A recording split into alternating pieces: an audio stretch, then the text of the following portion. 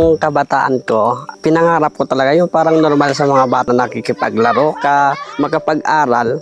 Hindi ko na nagawa yun kasi namasukan na ako bilang kargador Sa murang edad ko nakikita ko na yung hirap ng buhay. Nanay ko nagtitinda lang din ng gulay, tatay ko nagmagsasaka lang din. Kung hindi naman siya makapaglako, wala din kami kakainin. Kaming panganay na lalaki, 3. Migil kami para makatulog sa mga magulang, para yung mga 3 maliliit na babae, yun ang pagpatuloy namin sa pag-aaral nila. So imbes magkapaglaro ako, makapag-aral, hindi ko na nagawa yun kasi namasukan na ako bilang kargador Tatapas ng tubo, bibilad ng palay, sa babuyan. Kung saan may racket, dun. Isa sa mga hindi ko makalimutan yung nangyari sa tatay ko kasi may sakit siya nung araw na yun. Pumunta siya sa sa maisan para makipag-arawan, yung makipagbalat ng mais. As kinahapunan, inatake yung tatay ko. Tapos yun palang huling trabaho niya. Hindi na siya nakawing buhay. Dahil sa sobrang hirap talaga, kailangan mo pa magtrabaho kahit may sakit ka na. Yun ang ayaw kong mangyari ulit sa pamilya ko or sa magiging pamilya ko. Kaya ngayon, patuloy ako nagsisimikap. Nag-start ako mag-TikTok 2019. So, nalaman ko na pwede palang kumita dyan 2023 na.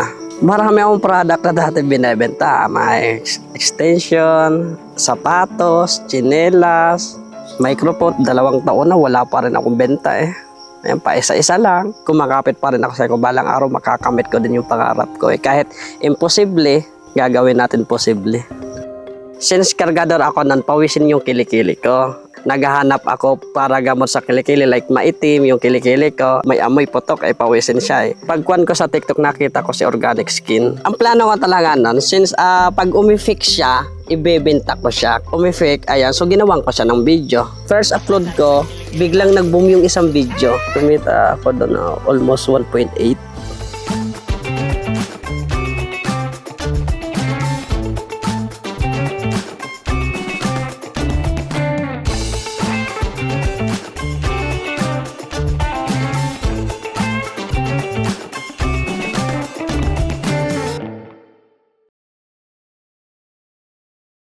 Why we created the Organic Skin Affiliate Program, to give creators the opportunity to share products they genuinely use and love while earning extra income at the same time. For us, it's more than just growing the brand.